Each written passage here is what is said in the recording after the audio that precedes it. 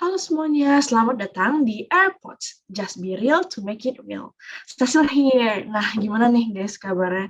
Agak udah lama ya sejak episode pertama. Gimana? How you guys are doing nih? It's been a while banget.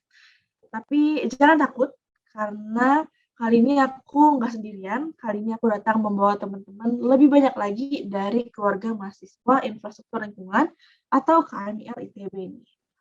By the way guys, walaupun kita udah agak lama gitu ya nggak ketemu, sekarang nih kita udah mulai masuk ke tahun kedua nih dengan pandemik, atau udah mau second anniversary gitu ya. Nah, dengan masuknya tahun kedua ini kita banyak banget hal yang berubah. Mulai dari kehidupan kuliah gitu kan, udah mulai online atau bahkan ada yang hybrid, terus rutinitas dan juga most importantly banyak banget yang berubah di lifestyle. Nah, ngomong-ngomong tentang lifestyle, this pandemic situation has impacted the increase of waste nih. For a matter of fact, berdasarkan kementerian gitu ya, bahkan timbulan sampah itu mencapai 64 juta ton per tahun. Mengejutkannya lagi, dari 64 juta ton itu, 63%-nya terkelola dan masih ada 37% yang tidak terkelola. Nah, dengan data-data tersebut, dengan rata-rata tersebut, kebetulan teman-teman kita dari KMIL ada nih yang berkesempatan untuk berkolaborasi dengan masyarakat tentang persampahan. Bukan secara online aja nih, tapi secara offline dan langsung terjun ke lingkungan dan ke masyarakat atas nama Gorilla dan juga Envirus. Nah, tanpa berlama-lama lagi kali ya, tanpa kita nanya-nanya siapa sih, langsung aja nih kita undang. Ada Rifki dan juga Pascal. Mungkin boleh nih, Rifki, Pascal, welcome banget ke AirPods and Sabi nih, short introduction buat teman-teman. Gimana nih Rifki? Oke, halo semuanya. Kenalin, aku Rifki dari Real Angkatan 2020 dan tadi udah di-mention gitu. Aku kebetulan ikut kegiatan Gorilla itu sebagai ketua divisi acara atau ketua divisi developer gitu. Halo Rifki, welcome nih. Debut pertama kali banget kali ya, ini Rifki artinya di AirPods. Iya, benar banget nih. Oke. Nah, kalau gitu langsung aja nih ke tamu kedua. Gimana, Kal? Gimana kabarnya? Halo, baik, alhamdulillah. Mungkin bagi yang belum kenal nama gue Pascal ya dari Real 2019. Kebetulan ini gue kemarin habis melaksanakan Pengmas BSO kita Envirus. Jadi jabatan gue sebagai manajer proyek. Halo semuanya. Keren banget gitu. Udah ada head-nya dan juga ada manajer proyeknya dari Envirus dan juga Gorilla. Nah, kalau gitu boleh gak nih guys, di-share kalian pada pergi kemana sih kemarin itu, dan kenapa kalian pergi ke tempat itu gitu, dari semua pilihan yang ada. Mungkin boleh nih, karena tadi udah dimulai dengan Rifki, gimana nih Kal? Boleh duluan. Oke, kalau kemarin Envirus itu gue sama panitia itu gue pergi ke pesantren Danul Falah di Pangalengan di Bandung. Dari kalau kenapa milih tempat itu ya satu yang pasti karena namanya Pengmas kan usah jauh-jauh lah, yang dekat-dekat dulu kalau ada masalah kita benahi ya. Kalau alasan itu karena di sana di lingkup pesantrennya itu kan ada mahasiswa ya itu ada siswa-siswa yang tinggal di situ kan beberapa. Jadi di situ tuh kehidupannya kalau gue bilang terutama di persampahan ya ini kurang kurang sehat lah gitu karena kebiasaan-kebiasaan kayak bakar-bakar sampah terus ya gitu lah pokoknya buang sampah di mana-mana. Jadi di belakang sekolah itu gedungnya ada orang buang sampah sembarangan gitu, lempar-lempar apapun dibakar kan. Selain dari bau juga asapnya kan nggak bagus ya kan, karbon monoksida. Gitu sih alasan utamanya kenapa gue pilih tempat itu sama tim gitu Cil. Oh, menarik. By the way, berapa lama tuh dari Bandung, Kal, jarak dari Pangalengan itu? Kalau dari Bandung ke Pangalengan naik mobil ya lewat tol dari Nangor itu sekitar 2 jam sih, Oh. lumayan lah. Oke. Kalau Rifki gimana, Rif? Kemarin kemana tuh sama teman-teman?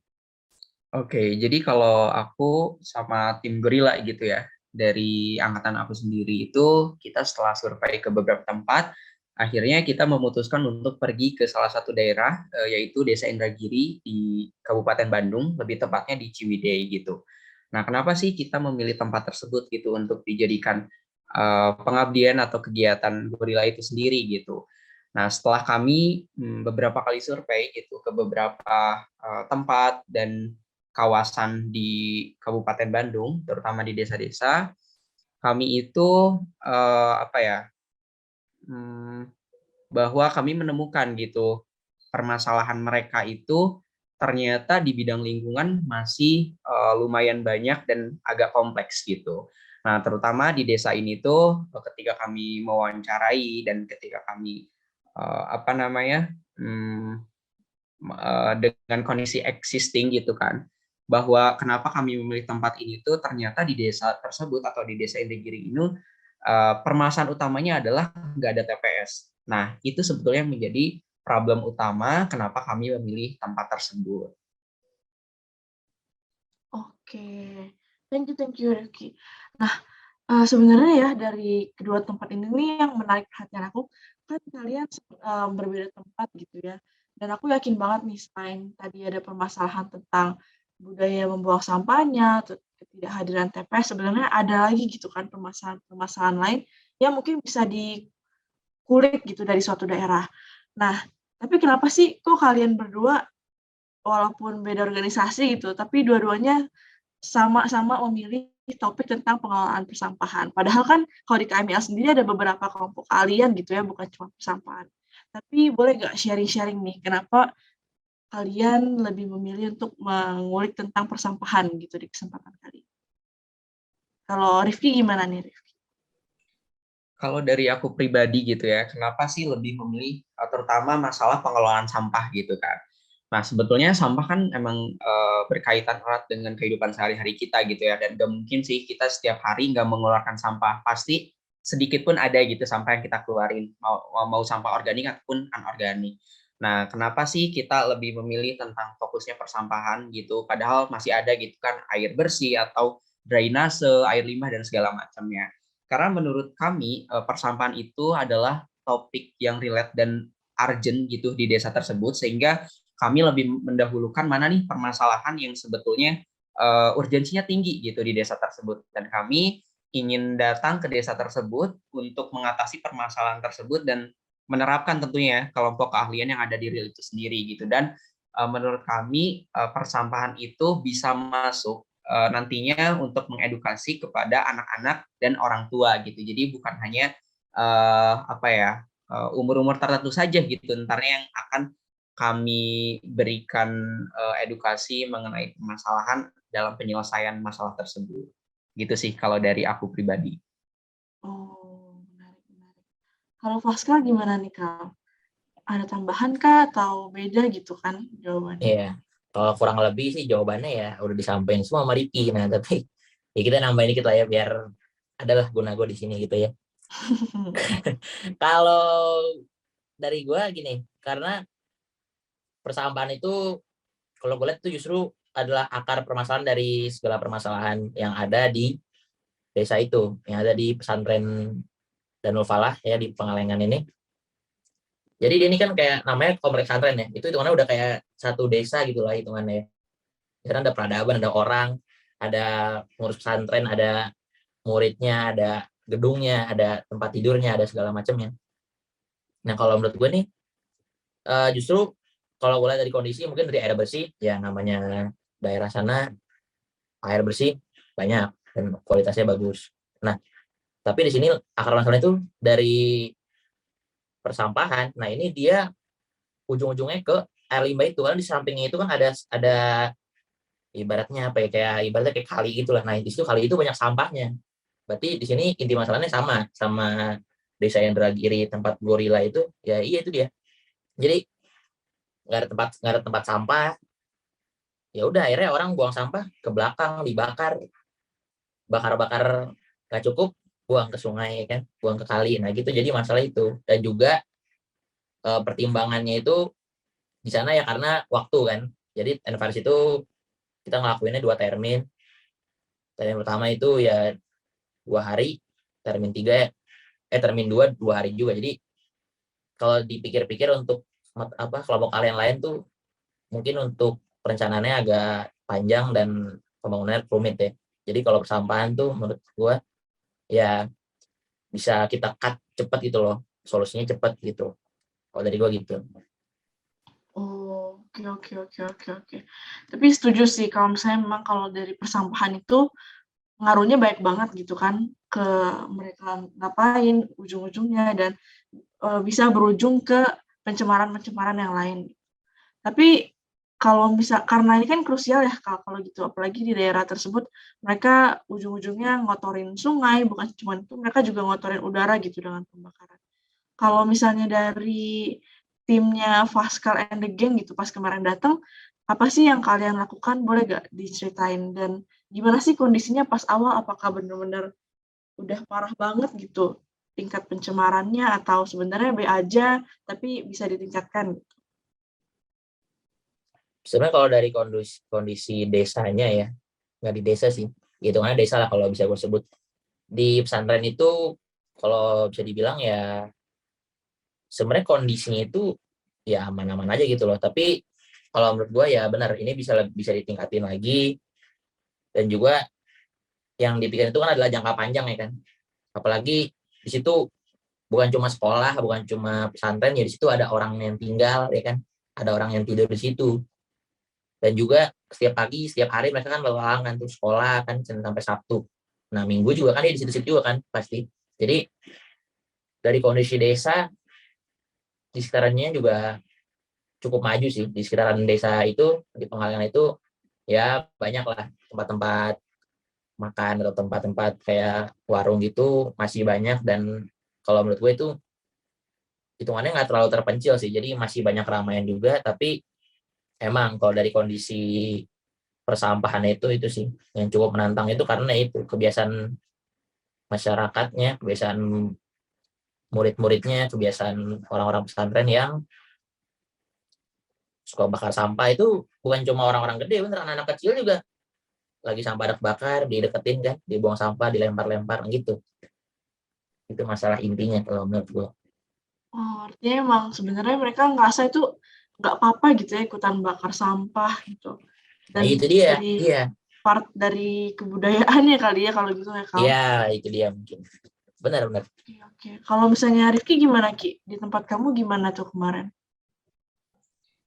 Karena di tempat aku waktu di desa tersebut kan tadi permasalahan utamanya adalah nggak ada TPS gitu, dan yang udah tadi dibilang oleh Pascal gitu.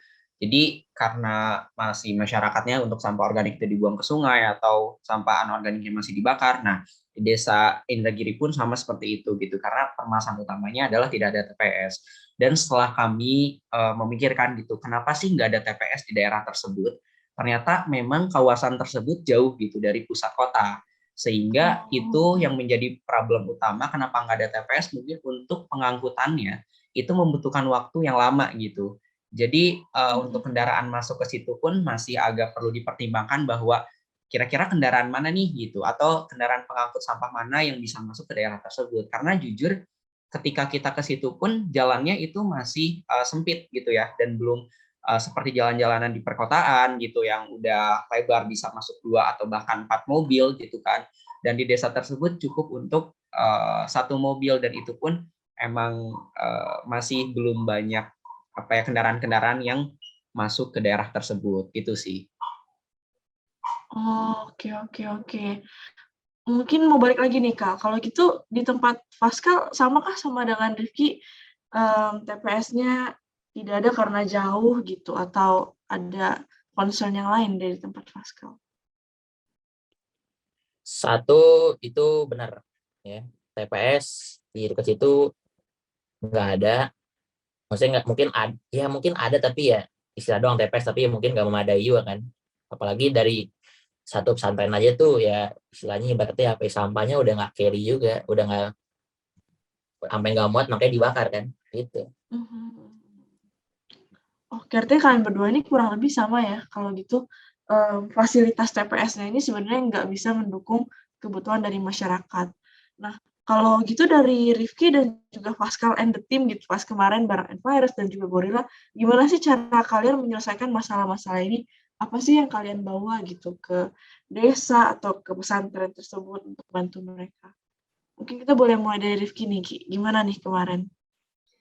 Baik. Nah, karena tim Gorilla itu topik utamanya kan adalah persampahan. Nah, jadi kami merancang gitu ya untuk menerapkan konsep 3R untuk sampah anorganik atau sampah kering gitu, seperti botol plastik gitu kan, plastik dan kita menerapkan juga nih pembuatan lodong sisa dapur atau biasa disingkat loseda. Nah, mungkin loseda ini masih belum familiar dan masih belum banyak dikenal gitu oleh masyarakat luas, sehingga kami ingin menerapkan nih konsep loseda ini untuk diterapkan di desa tersebut gitu, bahwa loseda ini bisa bermanfaat untuk menghasilkan pupuk dari sisa-sisa makanan atau sisa-sisa sampah organik. Nah, kira-kira nih untuk menerapkan konsep 3R ini tuh seperti apa gitu. Jadi kami bersama anak-anak di sana dan warga-warga di sana, orang tuanya gitu, kami membuat kerajinan tangan yang tentunya bisa memiliki nilai guna gitu, baik untuk anak-anak ataupun orang tuanya. Nah, salah satu contoh yang kemarin kami buat di sana gitu ya, untuk kerajinan itu kami membuat sapu. Dan sapu itu kami simpan di tempat-tempat umum seperti masjid, terus sekolah gitu, yang itu tentunya bisa bermanfaat untuk ya untuk nyapu gitulah ya, biar sampahnya nggak berserakan gitu. Dan kita juga untuk anak-anaknya kita membuat tempat pensil gitu, yang mana ntar tempat tersebut bisa dibawa pulang oleh mereka dan dijadikan tempat pensil sebagai kenang-kenangan aja gitu sih. Nah, mungkin itu singkatnya gitu ya, kami menyelesaikan permasalahan tersebut dengan menerapkan konsep 3R, karena sebetulnya ini tuh adalah masalah yang besar, tapi dengan langkah yang kecil pun sebetulnya bisa loh dilakukan, nggak perlu dengan cara yang membuat TPS langsung gitu, tapi dengan cara-cara atau langkah-langkah yang kecil yang tentunya bisa mengubah permasalahan yang besar itu jadi terselesaikan. Gitu sih kalau dari tim Gorilla. Oh, keren keren keren. Artinya kalian fokusnya ke reduksi sampah kali ya kalau gitu? Reduksi sampah, terus memanfaatkan kembali ya kalau gitu, Rifki? Iya, betul banget. Kan 3R itu reuse, reduce, and recycle gitu. Yes. Wah, keren keren keren. Tapi kalau gitu, Ki, sekalian aja nih, aku penasaran deh. Kalau kemarin, apakah ada kesulitan gitu selama prosesnya atau selama lagi ngasih tahu mereka gitu tentang losedanya? Boleh dikasih tahu gak nih ke teman-teman kita? Tentu tantangan atau kesulitan itu selalu ada ya gitu, tapi kami berusaha meminimalisir untuk mengatasi kesulitan tersebut, dan kesulitannya itu lebih ke kondisi cuaca di daerah sana yang nggak bisa diprediksi Oh. gitu. Jadi tiba-tiba siang nih, yang kami tadinya mau merencanakan untuk mengundang warga untuk sosialisasi Loseda gitu, tiba-tiba hujan, dan itu terutama anak-anak acara gitu, mereka harus mengubah lagi konsep peran dan acaranya gitu, dan itu sebetulnya permasalahan yang nggak bisa diduga-duga, dan tapi alhamdulillahnya tetap berjalan lancar gitu sih. Oh, berarti kalian emang diminta buat agile banget ya di situ karena nggak pasti gitu cuacanya. Betul. Oh, keren keren keren. Nah, ini hampir lupa nih kan. Gimana nih Kal kalau gitu? Kalau dari teman-teman Envirus kemarin gimana Kal? Apa nih yang dibawa ke desanya? Ya, karena topiknya sama dan juga sepertinya kan beririsan juga ya sama Gorilla nih kan. Sama sih kurang lebih. Kita juga untuk solusi permasalahannya itu yang pertama ya kita buat semacam bak sampah ya, jadi kita melaksanakan konstruksi untuk bak sampah di sana yang cukup besar lah ya itu. Jadi selain itu juga kita juga bikin loseda sama itu, jadi kita buat satu bak sampah yang gede banget, terus juga kita bikin loseda itu kita taruh di 6 titik. Nah jadi selain daripada itu yang pasti juga adalah sosialisasi, karena ya kita percuma kan kita bangun-bangun kita bangun-bangun bak sampah segede apapun, bikin loseda sebanyak apapun, kalau orang nggak ngerti cara makainya ya kan, ya sama aja gitu. Soalnya kayak loseda kita bangun ya kita tanemin di berapa titik gitu kan, ada pipa-pipa gede gitu, itu kan loseda kan peruntukannya adalah untuk ya buang-buang sisa makanan ya kan, lodong sisa dapur gitu, lubang buat sisa buat makan-makan di dapur. Padahal kalau misalnya kita nggak sosialisasikan itu ya nanti orang-orang buang apapun di situ, buang kertas lah, buang plastik, itu kan nggak bisa terurai Betul, kan. betul. Itu jadi kita juga selain itu kita bikin sosialisasi, kita juga ada pelatihan, terus juga kita buat anak-anak tuh ada minatnya itu tentang persampahan, ya kita bikin fun aja, karena di pesantren itu ada SD, SMP, ya kan, ada SMA juga. Jadi di tiga itu ya kita untuk anak-anak yang masih kecil kita tarikin lah, kita bikin lomba melukis tong sampah gitu kan. Jadi setelah dilukis-lukis kita panitia nilai gitu kan, siapa yang bagus, siapa yang paling bagus, ya udah.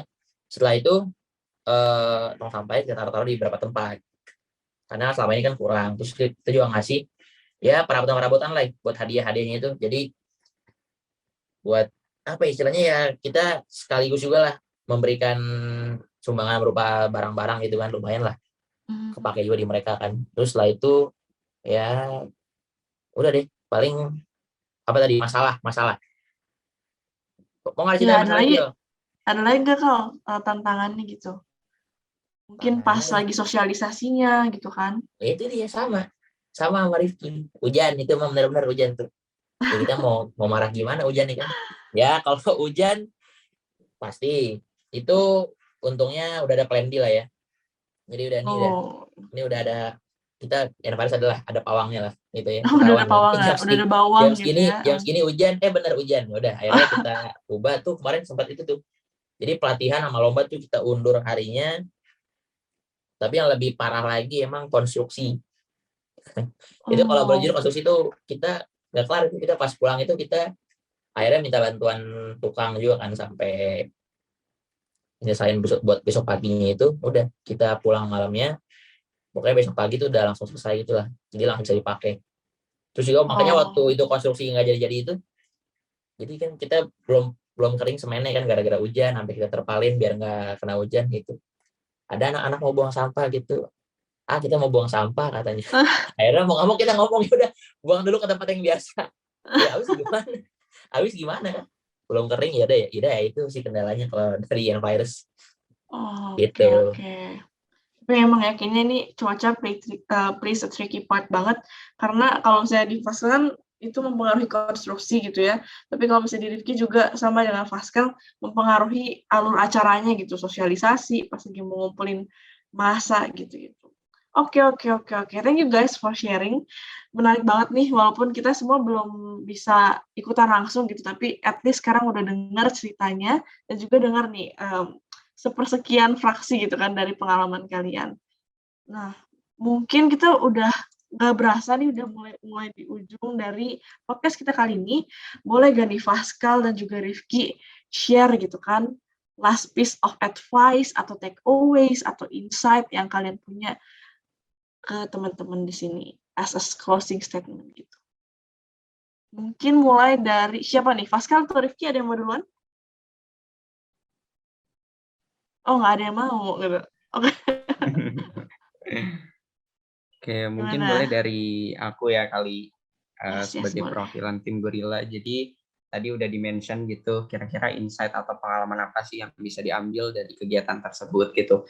Kalau dari aku pribadi sih, aku merasakan gitu bahwa kita jadi lebih terbuka dengan lingkungan sekitar, bahwa masih ada tuh daerah-daerah di sekitar kita yang membutuhkan bantuan kita gitu, terutama kita sebagai mahasiswa yang mana kita sebagai agen of change gitu atau agen perubahan yang tentunya sangat diharapkan bagi masyarakat-masyarakat di sana yang tentunya membutuhkan bantuan kita. Dan yang kedua, kita bisa merasakan kehidupan mereka itu seperti apa, dan kita bisa merasakan atau meningkatkan gitu jiwa empati kita terhadap orang-orang di sana tuh seperti apa dengan permasalahan yang ada, terus kita kehidupannya dengan masalah lingkungan yang ada itu seperti apa. Dan kami belajar banyak sih dari kegiatan Gorilla itu, bukan hanya aku, tapi ketika aku bertanya dengan teman-teman yang notabene-nya adalah bukan orang-orang Bandung aja gitu, tapi kan kami dipertemukan juga dengan teman-teman yang dari berbagai daerah gitu, dan kami diterjunkan untuk langsung pergi ke masyarakat, dan disitulah sebetulnya esensi atau pengalaman yang kami dapatkan itu sih. Oh, merinding banget sih, merinding banget. Thank you Rifki for sharing. Boleh nih Abang Faskal, gimana Kal? Kalau yang pasti yang bisa diambil sharing, yang pertama itu pasti kita sebagai mahasiswa ya harus mewujudkan ini tridharma perguruan tinggi. Nah itu tuh, itu baru Mantap. baru ingat tuh gue tuh. Jadi bukan cuma pendidikan, bukan cuma kuliah, bukan cuma penelitian teori bla bla bla, tapi kita harus melakukan poin yang terakhir, cerdas, Rifki, pengabdian masyarakat. Nah itu jadi sebenarnya intinya itu kita ini apa kadang-kadang belajar cuma ilmunya doang ya kan, lah cuma tinggal ujian mah gampang, bener nggak? Tapi inti masalahnya itu ya kadang-kadang kita bisa nggak menerapkan ke masyarakat ya kan. Kadang-kadang namanya anak kuliah kadang-kadang oh ngomong jago ya kan, segala macam bisa ya kan, tapi di ujinya itu ya adalah aplikasi ilmunya itu untuk mengabdi masyarakat, apakah mampu atau enggak gitu. Sama tadi ya poin-poin yang kita itu benar, empati itu pasti, karena nih kalau gue pribadi gue merasakan gitu ya, namanya gue nggak pernah pengmas, mungkin pengmas SMA pernah tapi yang nggak jelas gitulah. Nah maksudnya kalau pengmas kuliah nih akhirnya gue bisa ngerasain tuh gimana caranya kita nyangkul ya kan, ngaduk semen, ngaji, plester, wah itu pengalaman baru kalau dari gue pribadi ya. Makanya jadi itu merupakan pengalaman apa ya, bisa dibilang tuh pengalaman yang mahal, karena ya kalau menurut gue jurusan lain mungkin nggak sekotor kita mainnya gitu ya, kalau bisa dibilang ya, kalau mungkin jurusan lain ya kayak gitu, tapi kalau kita benar-benar dekat nih, main sampah, main air limbah atau apa kan, itu benar-benar pekerjaan yang benar-benar pekerjaan lapangan banget gitu. Terus juga sama paling ini kalau saran ya buat Envirus yang akan datang, kalau bisa namanya hujan nih kan, janganlah dipancing lah, janganlah Envirus di musim-musim hujan nih. Envirus itu coba cari ya, geser-geser tanggalnya coba kalau bisa ke tengah tahun ya, yang musim-musim panas. Itu udah cepet kering tuh acian ya kan, semennya gitu. Pasaran dari gue itu. Oke, sip. Thank you. Oke, well noted banget nih. Jangan lupa buat peserta-peserta dan juga orang-orang Envirus gitu ya tahun depan untuk di take a note dari Pascal tuh diubah gitu ngambilnya ke pas lagi musim panas. Oke, thank you banget nih Pascal dan juga Rifki. Bener banget kita sebagai mahasiswa gitu ya guys. Ini again ngajak kalian untuk menjadi bagian dari masyarakat itu, being a part of the change dan melaksanakan bukan cuma belajar tapi juga berempati dan berbaurlah gitu kan dengan masyarakat. Thank you banget Pascal dan Rifki, walaupun jadwal kalian sibuk gitu kan sebagai orang-orang orang-orang di KMIL. Thank you banget udah mau sharing-sharing di AirPods episode kedua ini. Thank you udah mau menyempatkan waktu dan juga mau berbagi nih sama teman-teman sekalian. Semoga nanti kita bisa dengar lebih banyak lagi tentang Envirus ini dan juga tentang gorila dari teman-teman KMIL yang lainnya. Dan kalau misalnya dari teman-teman ada yang tertarik nih, apa sih Envirus atau apa sih gorila, boleh banget cek ke sosial medianya, nanti langsung aja ke KMIL ITB dulu, dan nanti dari situ kalian bisa deh dapat liputan dan juga informasi-informasi lebih dalam mengenai program kerja, dan juga BSO yang ada di KMIL. Oke. Kalau misalnya begitu, sepertinya ini adalah akhir dari episode kedua. Stay happy and healthy. Dan terakhir banget nih guys, if these issues bother you, let's be real with real. Sampai jumpa di episode berikutnya. Bye teman-teman. Have a nice day.